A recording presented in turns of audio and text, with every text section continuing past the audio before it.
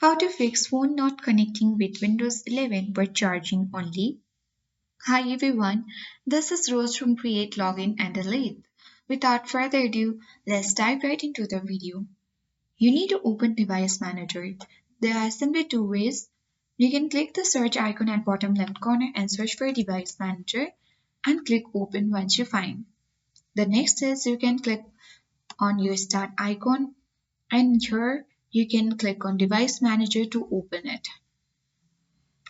Now at bottom you will find Universal Serial POS Controller. You can simply expand it and here you will see USB root hub USB 3.0. Simply locate the option and right click on it. Go ahead and click on Properties.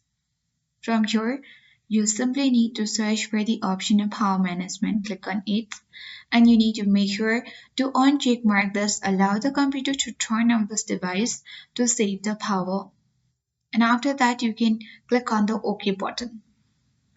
If your issue is still not fixed, then you can again right click on this USB root hub and click on uninstall device and uninstall it. By doing so your issue might be fixed. If not, lastly restart your device.